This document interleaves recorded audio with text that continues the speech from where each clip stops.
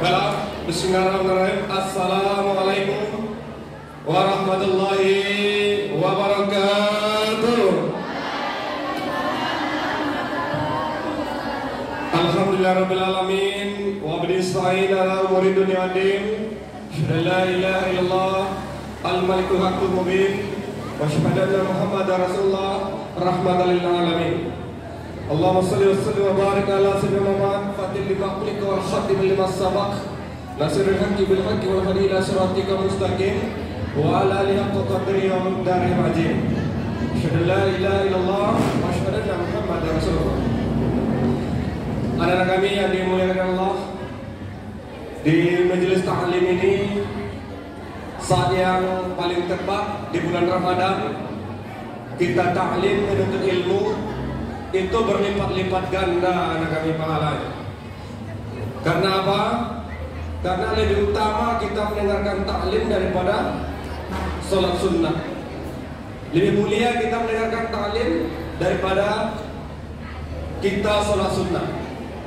Saking luar biasanya pahala kita mendengarkan taklim. Untuk itu kami mari luruskan niatmu. Luruskan niatmu karena Allah. Semoga hari ini, hari sebelumnya, dan hari yang akan datang kita ikhlas datang ke sekolah ini untuk melaksanakan pesantren Ramadan. Pada kami yang kami sayangi, adapun materi kita pada hari ini yaitu tentang masalah syirik.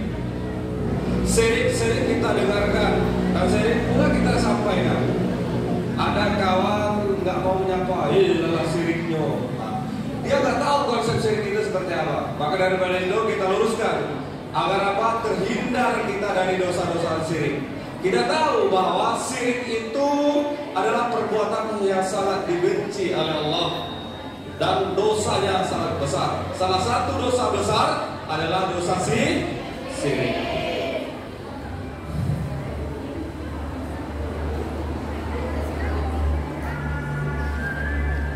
Mari kita lihat. Sudah jelas? Nampak? Apa bacanya? Iya.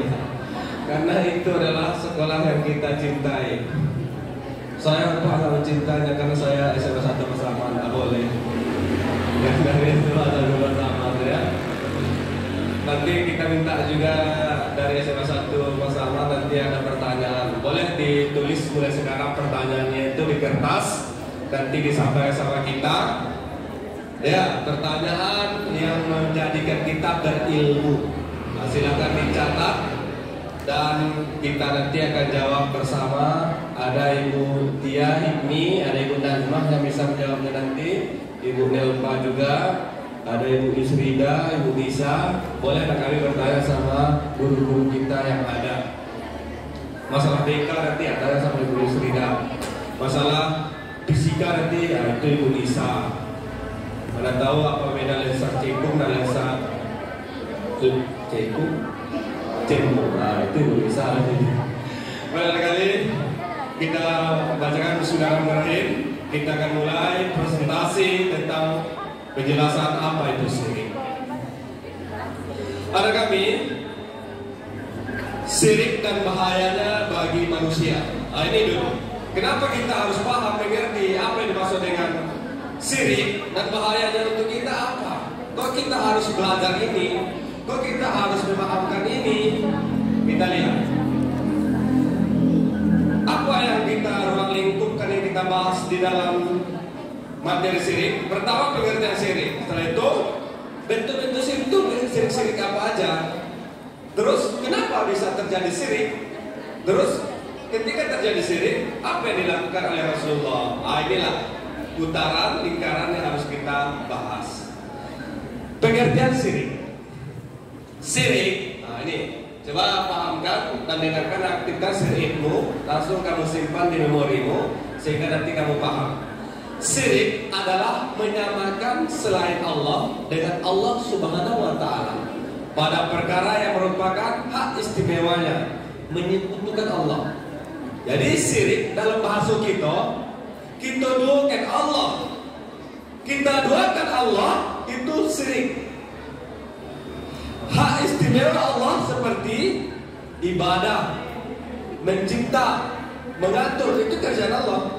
Memberi manfaat dan mudarat, membuat hukum dan syariat dan lain-lain. Itu yang hak Allah anak-anak. Jangan kita ikut di situ. Makanya sombong pun itu sudah termasuk syirik. Karena sombong itu milik Allah. Yang boleh sombong siapa? Allah. Apa kata Allah? La ilaha illa ana. Tidak ada Tuhan selain saya. Sombong nggak Allah? Apa kata Allah? Saya telah menciptakan langit dan bumi dan apa yang ada di dalamnya. Sombong nggak Allah bahasa macam itu? Sombong. Allah boleh sombong. Yang nggak boleh manusia anak kami. Sayalah orang yang terkaya di ujung gading. Itu sombong. Nggak boleh anak kami. Kita mengambil sifat Allah. Allah boleh sombong, sedangkan manusia tidak boleh. Makanya sifat sombong itu termasuk dosa yang sangat besar. Kita lanjut dulu. Ini Bismillahirrahmanirrahim. Innallaha la yaghfir ayyushraka bih wa yaghfiru ma duna zalika liman yasha wa may yushrik billahi faqad iftara isman azima. Sesungguhnya Allah tidak akan mengampuni dosa syirik, dan Dia mengampuni segala dosa yang selain dari syirik. Itu bagi siapa yang dikehendakinya. Barang siapa yang mempersekutukan Allah, maka sungguh ia telah berbuat dosa yang besar. Berarti anak kami, seluruh dosa diampuni Allah kecuali dosa syirik. Siapa yang pernah anak kami tahu, pernah mendengar siapa yang terang-terangan mengatakan dirinya Tuhan? Siapa? Fir'aun. Apa dikatakan? Ana rabbuka a'la. Saya Tuhan yang maha tinggi. Di surat Toha dikatakan itu anak kami. Hebatnya Musa adalah anak angkat Fir'aun. Keren nggak tuh? Anak angkat Fir'aun, Musa. Ayah angkatnya Fir'aun. Saking itu viralnya, bermimpi Firaun berkali-kali bahwa akan ada seorang laki-laki yang mempunyai kekuasaan yang sangat luar biasa. Langsung dipanggillah para penafsir mimpi. Apa dikatakan penafsir mimpi? Wahai Tuan Firaun, nanti akan ada laki-laki yang lahir dan mereka akan menggantikan posisimu sebagai raja dan tahta. Keluarlah undang-undang Firaun, bagi anak-anak laki-laki yang lahir dibunuh. Bayangkan di tanah kami. Dia punya kuasa, punya tentara yang hebat. Diperintahkan seluruh tentaranya, cek berapa bulan dia hamil? 9 bulan. Nah, artikan sebulan lagi. Semua masyarakat Israel di Mesir itu yang hamil itu was-was tanah kami. Kalaulah laki-laki pasti akan dibunuh. Paslah melahirkan Musa alaihissalam, hujan lebat turun di tengah malam hari, lahirlah Musa alaihissalam. Coba bayangkan itu kali. Itu baru lahir. Apa yang dilakukan ibu Musa? Karena perintah ini datang dari Firaun, mengatakan siapa bayi lahir laki-laki akan dibunuh. Akhirnya datanglah semacam ilham pada ibunya Musa. Wahai ibunda Musa, hanyutkanlah, buanglah anakmu, masukkan ke dalam tempat, hanyutkanlah ke sungai Nil. Coba yang kita kami. Seorang ibu yang menunggu lama kehadiran seorang putra lahir, ibunya harus berpisah sama belahan hatinya, yaitu Musa alaihissalam. Hebatnya Allah, ketika dihanyutkan Musa alaihissalam di sungai Nil, Allah membuat aliran di sungai Nil itu masuk aliran itu ke istananya Fir'aun. Paham? Siapa istri Fir'aun? Salah satunya namanya Siti Aisyah. Ya, lagi mandi di kolam mandinya Siti Aisyah sama dayang-dayangnya, nampaklah sebuah kotak yang hanyut. Akhirnya karena penasaran diambil, ternyata nampaklah seorang anak Karena Siti Aisyah tidak beranak, dia sudah lama menginginkan anak, nampaklah anak yang sangat luar biasa, dibawalah ke istana. Dibilang sama Firaun, abang, saya dapat ini bayi hanyut, boleh nggak kita merawatnya? Laki-laki atau perempuan? Itu pertama. Laki-laki atau perempuan? Laki-laki bang, bunuh. Kata Firaun, bunuh. Apa dikatakan? Jangan bang, mau. Ini adalah anak satu-satunya mungkin bisa kita didik. Coba yang kali. Karena Allah yang punya kuasa, Allah berikan keluluhan hati kepada Firaun, sehingga apa kata Siti Aisyah, gendonglah bang, peganglah si anak ini. Waktu digendong oleh Siti Aisyah senyum, ketika digendong Firaun berubah 90% wajah Musa yang kecil. Marah dia, marah. Sehingga apa? Dalam satu kisahnya, ketika Musa kecil ditariknya janggut Firaun, sehingga tercabu berdarah-darah. Kekuatan Musa alaihissalam. Itulah nanti yang cikal bakal bahwa Firaun itu merasa dirinya Tuhan, yang mengatakan bahwa dirinya yang punya kuasa. Sedangkan iblis heran anak-anak. Iblis heran deh. Tahu iblis? Iblis itu hebat ilmunya, jauh lebih hebat daripada Firaun. 900 tahun gurunya malaikat Jibril di surganya Allah. Jadi iblis itu dulu namanya malaikat Azazil. Allah ciptakan alam surga neraka, ada malaikat yang paling dahsyat Allah ciptakan, yaitu malaikat Azazil. Sedangkan malaikat Jibril masih belajar sama malaikat Azazil 900 tahun. Inilah cikal-bakal jadi iblis. Ketika malaikat Azazil mempunyai luar biasa ilmu, diciptakan Adam alaihissalam. Karena diciptakan Nabi Adam sebagai khalifah di Al-Baqarah ayat 30, disuruhlah semuanya sujud. Maka seluruh alam sujud kecuali malaikat Azazil. Ditanya sama Allah, wahai malaikat Azazil, kenapa kamu tidak mau sujud pada Adam alaihissalam? Apa katanya? Saya lebih mulia daripada dia. Saya diciptakan dari api, sedangkan dia diciptakan dari tanah. Sehingga apa kata Allah? Wahai malaikat Azazil, saya cabut kemalikatan-mu. Sekarang merubah namamu menjadi namanya iblis. Baik, jadi iblis itu heran sama Firaun. Kenapa heran? Firaun berani dia mengatakan dirinya Tuhan. Iblis seperti itu pun hebatnya, nggak berani mengatakan dirinya Tuhan. Jadi ketika Firaun bingung, ada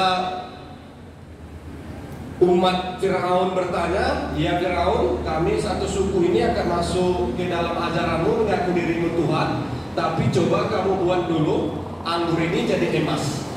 Kalau engkau buat anggur ini jadi emas, maka kami kaumku akan mengatakan dirimu Tuhan. Bingung Firaun, satu hari satu malam hilirmu di istana. Bagaimana cara membuat emas di anggur ini? Bagaimana cara membuat? Bingung dia. Dipanggil sebuah tukang sihir, nggak ada yang mampu. Akhirnya datanglah iblis laknatullah. Wahai Firaun, apa yang kamu bingungkan? Inilah, saya ditawarkan kalau seandainya saya mampu membuat anggur ini menjadi emas, maka ada satu kaum di antara masyarakat Mesir yang akan menjadi hambaku, mengaku diriku Tuhan. Apa kata setan, iblis? Hei Firaun, joli amikma. Dipegang iblis lah anggur tadi, dengan hebatnya ilmu iblis langsung menjadi emas. Terkejut Firaun, siapakah kamu? Apa kata iblis? Saya adalah iblis. Ketahuilah wahai Firaun, seperti ini dahsyatnya ilmuku, saya tidak pernah mengaku diriku Tuhan. Langsung tertunduk Firaun. Iya ya, kok bisa gak itu aku mengaku diriku Tuhan? Mau tobat tuh Firaun malam itu. Akhirnya karena udah ada penyesalan pada Firaun, takut pula iblis. Kalau tobat nih, siapa nanti kawan saya di neraka? Kan gitu pula. Akhirnya digoda lagi. Biarlah saya ajar. Kamu tetap ajar mengaku dirimu Tuhan. Saya kasih ilmunya. Nanti baru akhir-akhirnya kamu tobat. Dibisik-bisik di iblis, sehingga gagal dia tobat. Firaun. Makanya daripada itu ada kami, dosa syirik itu sangat besar, yang kita tidak akan dapat ampunan oleh Allah Subhanahu wa taala. Maka daripada itu hindari dan jauhi. Coba kita lanjut dulu. Bentuk-bentuk syirik. Syirik adalah mensejajarkan selain Allah dengan Allah Subhanahu wa taala dalam hal-hal yang merupakan kekhususan bagi Allah. Kaitannya dengan itu, bentuk-bentuk syirik dibagi dalam 3 bagian. Pertama, ada namanya syirik uluhiyah, ada. Yang kedua ada namanya syirik rububiyah, ada. Nama nenek itu ditempat. Baguslah nama nenek rububiyah. Selanjutnya nama syirik itu syirik asma wa sifat. Ini yang paling berat artinya. Syirik dalam uluhiyah, yaitu jika seseorang meyakini bahwa ada Tuhan selain Allah yang berhak untuk disembah, berhak mendapatkan sifat-sifat ubudiyah, yang mana Allah SWT dalam berbagai tempat dalam kitabnya menyeru kepada hamba-hambanya agar tidak menyembah atau beribadah kecuali hanya kepadanya saja. Menyembah hanya kepada Allah, ya kami. Kalau kita menyembah selain kepada Allah, bahaya syiriknya kami. Disebut juga istisqa atau memohon pertolongan selain kepada Allah. Hati-hati nak kami. Kalau kamu memohon pertolongan selain kepada Allah, maka syirik. Bapak ada Pak dukun Pak. Hati-hati. Hati-hati dengan dukun. Bedakan anak kami. Dukun dia tidak mengesahkan Tuhan, anak kami. Dukun dia akan berpetualangan sama jin. Hati-hati itu. Beda sama ahli hikmah. Kalau orang ahli hikmah, dia paham Al-Quran, membacakan surat-surat ruqyah pada Al-Quran akan menjadi obat. Itu boleh. Tapi kalau dukun, dia berpetualangan, minta pertolongan sama jin. Wah jin, ikut sakit gua, pajak kau, paman lekut jin. Apa kata jin dia? Ambil ke guru. Hati-hati. Syirik kata kami. Itulah dia Pak. Banyak anak-anak mengadu sama saya. Pak, ongku dulu pakai jin, begitu aku. Pak nomo poi, kado jin ongku kalian. Itu dia Pak dulu ongku tuh, bagaknya jadi bukan jadi jin. Apa jinnya? 3. Jin laki-laki, jin perusi, cek. Apa saya bilang? Tidak ada dalilnya kita boleh berkawan sama jin. Ketika perang Badar terjadi, para jin-jin yang telah masuk Islam menaruhkan diri pada Rasulullah. Ya Rasulullah,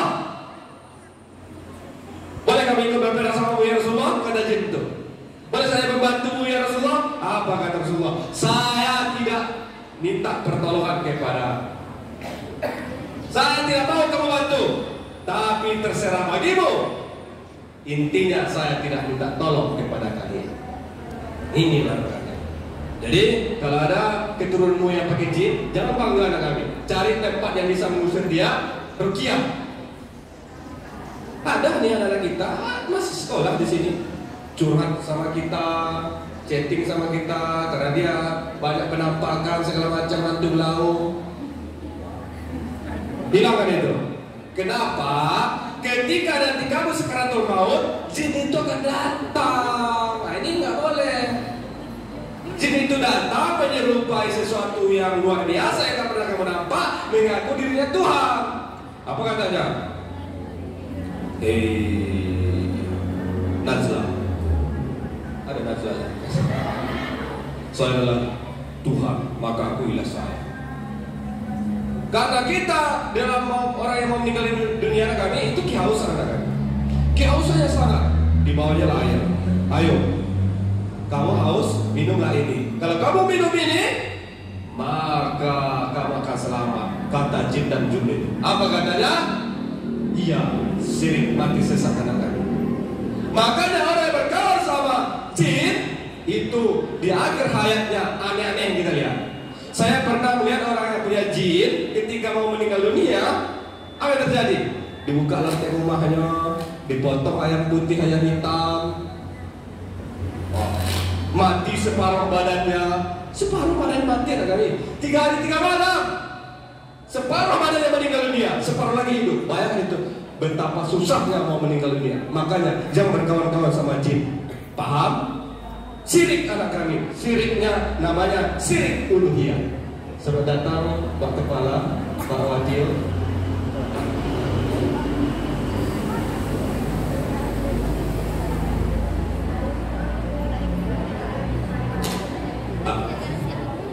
Siap.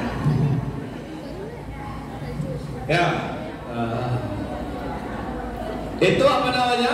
Kalau kita berkawan jin, kita meyakini selain Allah, itu namanya syirik uluhiyah. Iya.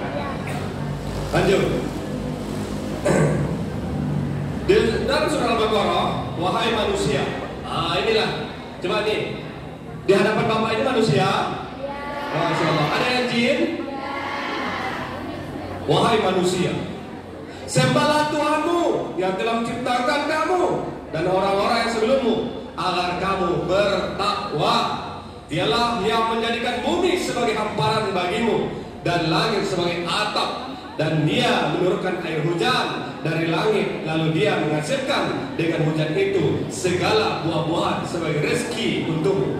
Karena itu, janganlah kamu mengandalkan sekutu-sekutu bagi Allah, padahal kamu mengetahuinya. Kita kembali lagi kepada cerita Fir'aun tadi. Fir'aun begitu sakti, ketika Sungai Nil mengalir, apa kata Fir'aun? Wahai Sungai Nil, mengalirnya ke hulu, akan mengalir ke rumah kami. Fir'aun bisa, ketika hujan lebat, disuruh berhenti. Hujan berhenti, berhenti nak. Fir'aun bisa, orang yang meninggal dikatakan hidup, bisa hidup. Kenapa?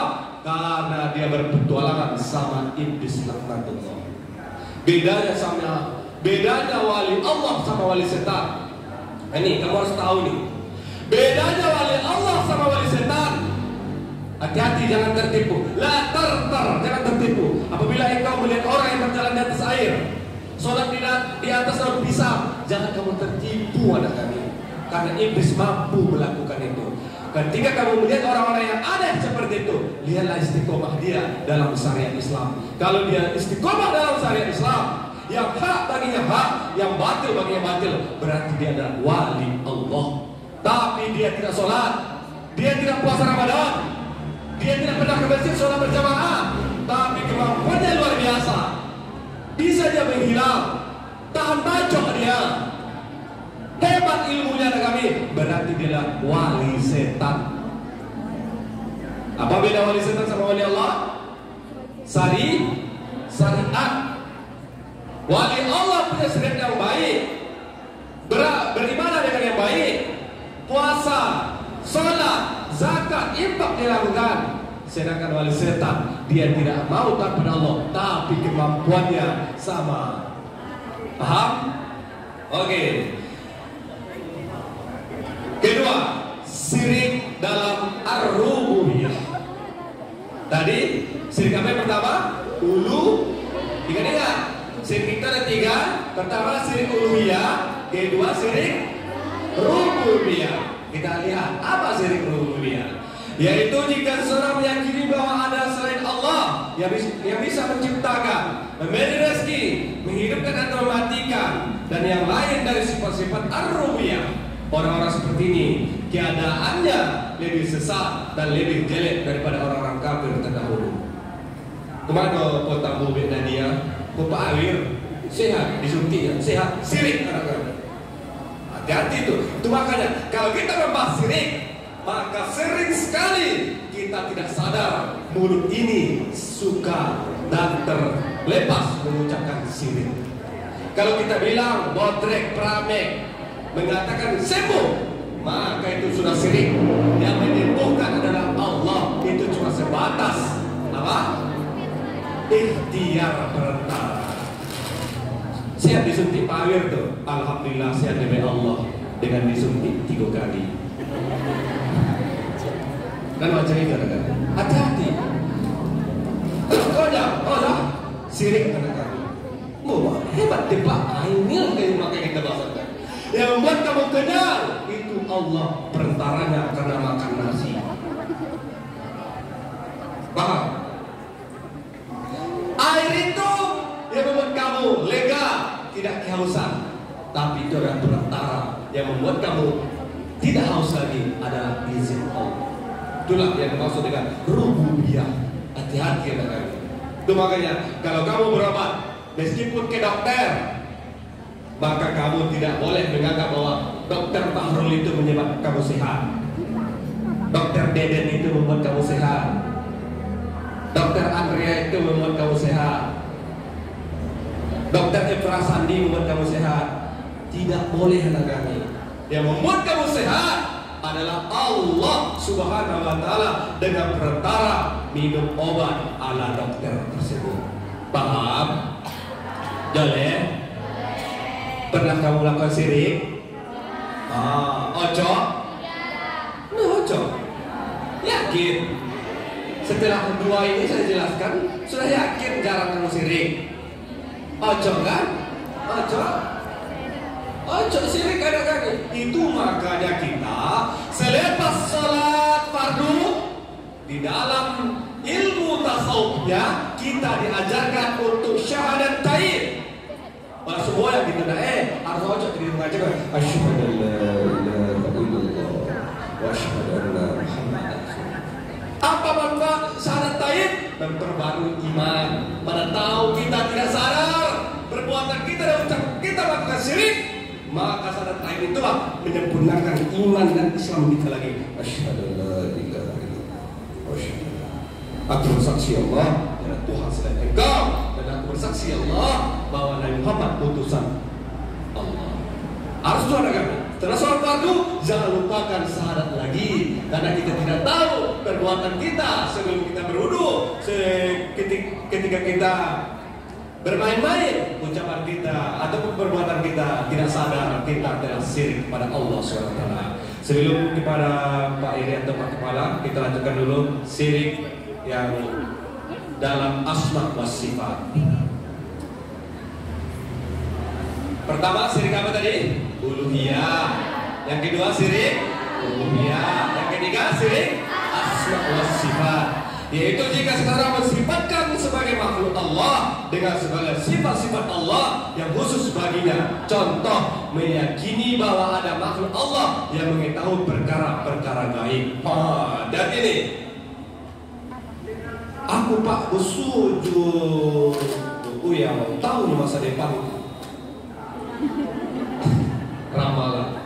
Bapaknya jadi beda dengan aku. Kalau aku mengadopsi ilmu hikmah anak kami. Jadi ilmu hikmah itu seperti Nabi Yusuf alaihissalam. Nabi Yusuf alaihissalam kan hebat, diakui dalam Al-Quran bahwa Nabi Yusuf itu ahli tafsir. Nah, itu makanya berhati-hati. Itu makanya wali Allah sama wali setan itu bedanya di situ, di syariat. Sama dengan ini.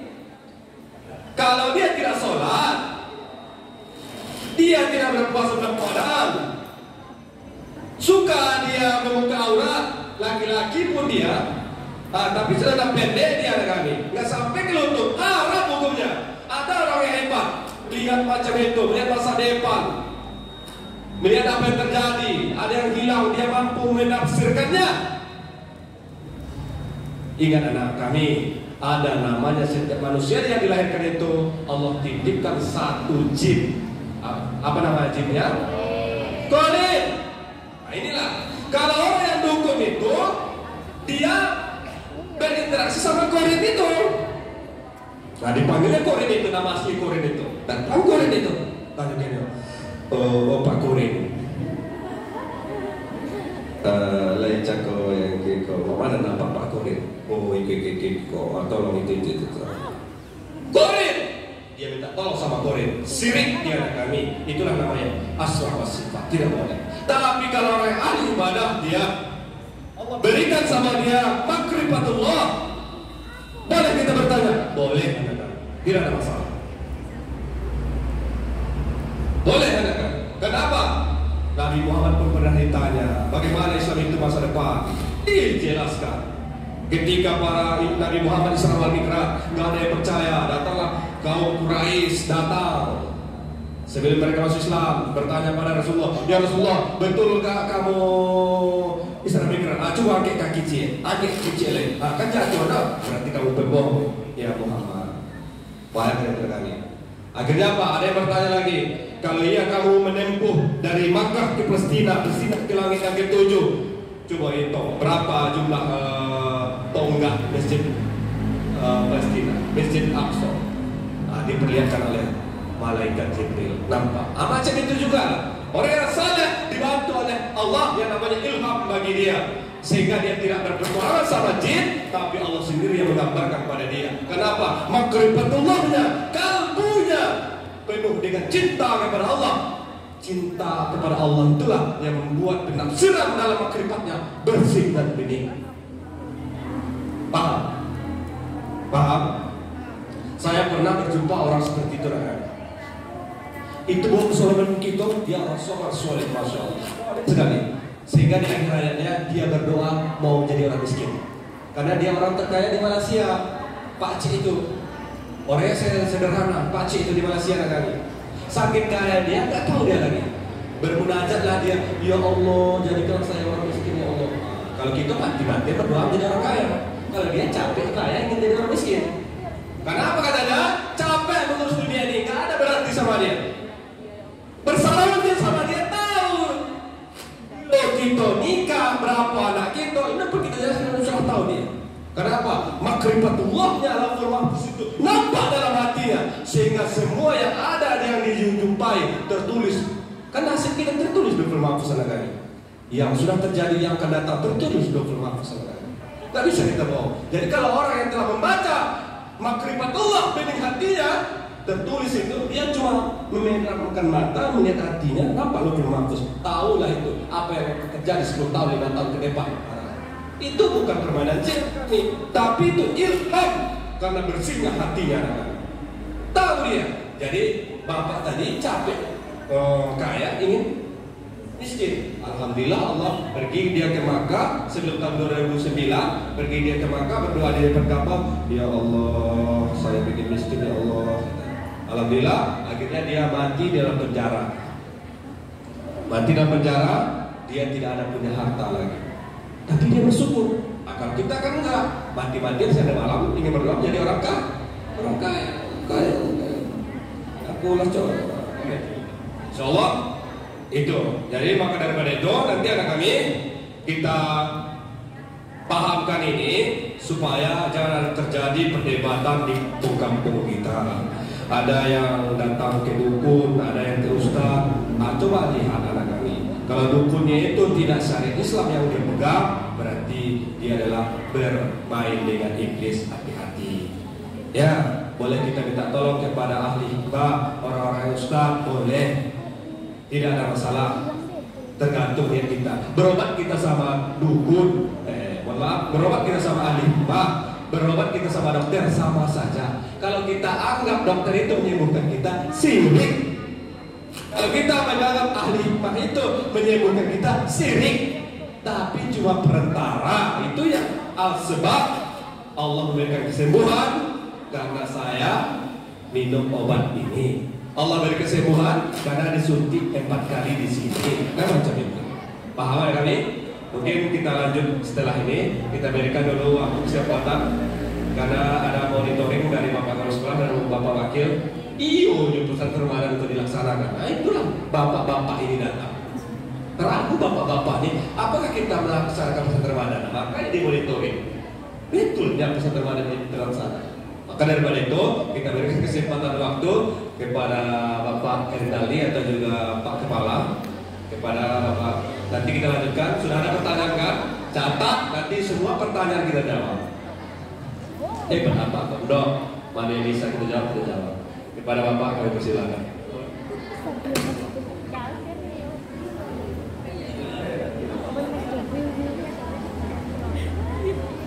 Ya, terima kasih banyak kita aturkan kepada Pak Yazar ya, Ustadz kita di SMA 1 Lemah Melintang. Baik, Nana, bismillahirrahmanirrahim. Assalamualaikum warahmatullahi wabarakatuh. Coba jangan bersandar dulu. Itu beda gerakannya, posisi kita kalau bersandar dengan tidak. Boleh rileks, santai, tapi jangan bersandar Anda ya. Nah itu ada satu lagi. Ya, baik.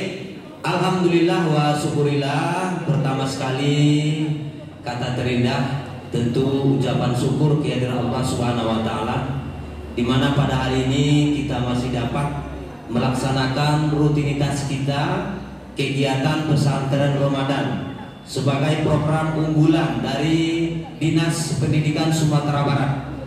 Karena ini semua daerah yang ada di Sumatera Barat mengadakan kegiatan yang sama dengan kita Nanda ya, dengan durasi 3 jam.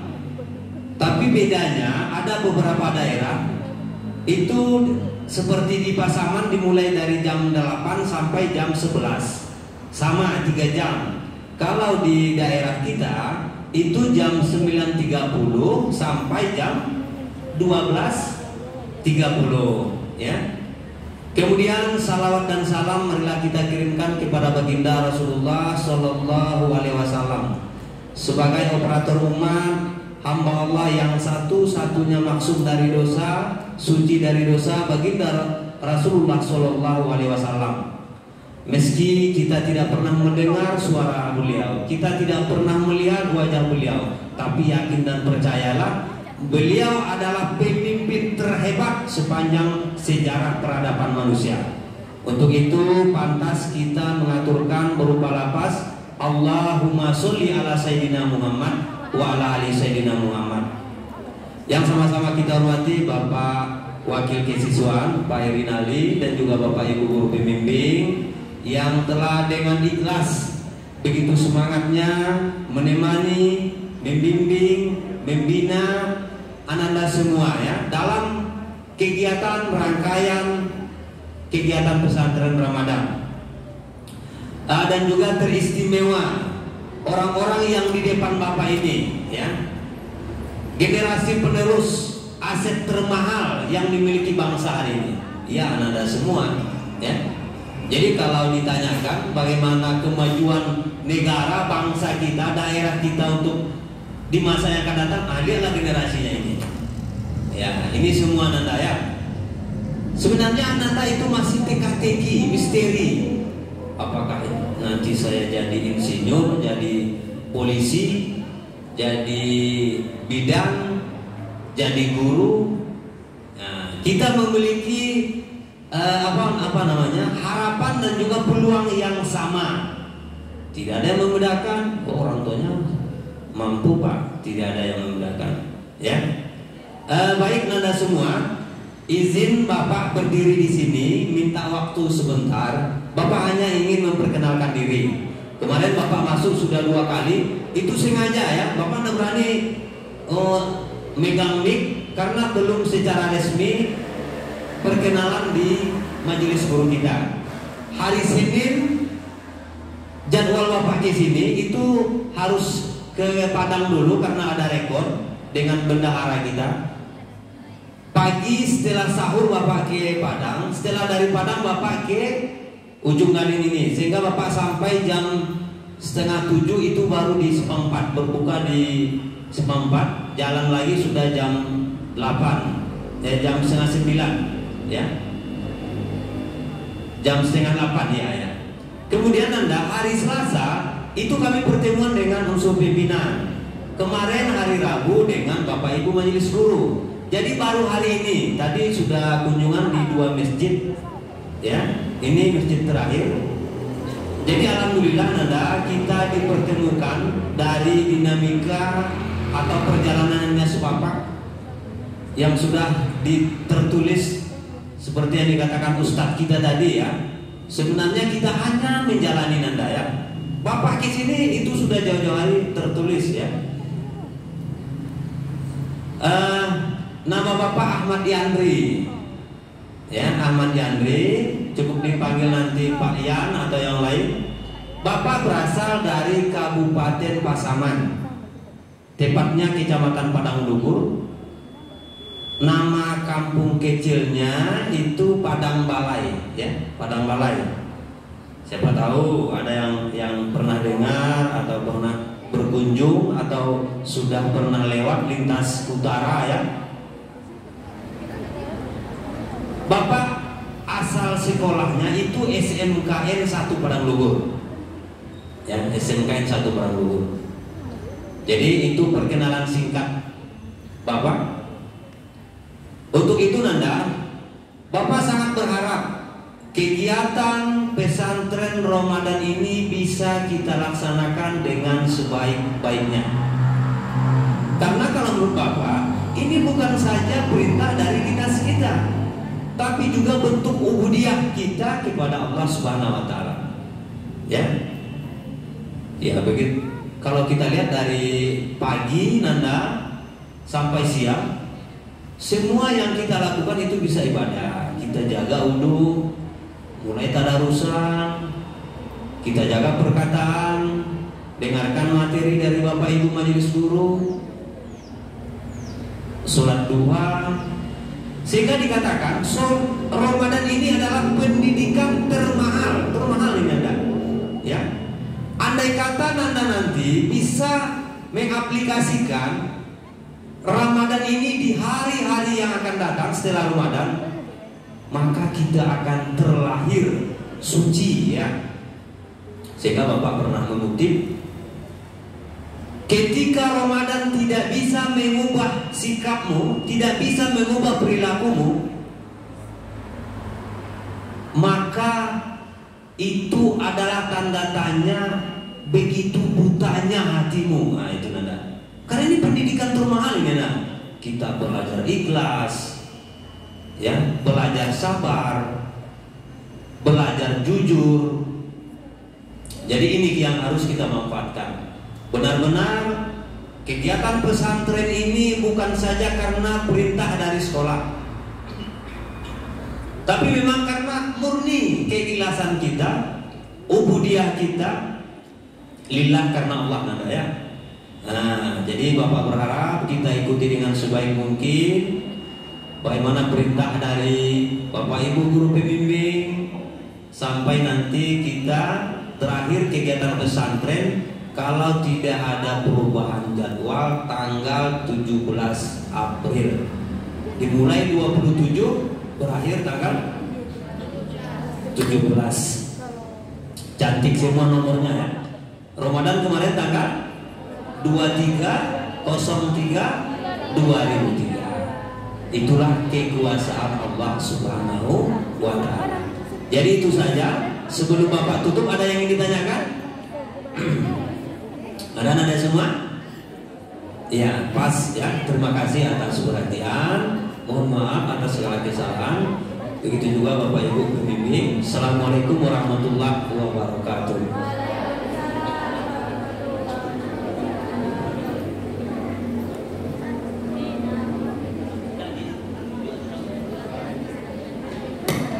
Mohon izin sebentar anak kami sebelum kita lanjutkan materi kita. Bapak Ibu silakan duduk di sini biar saya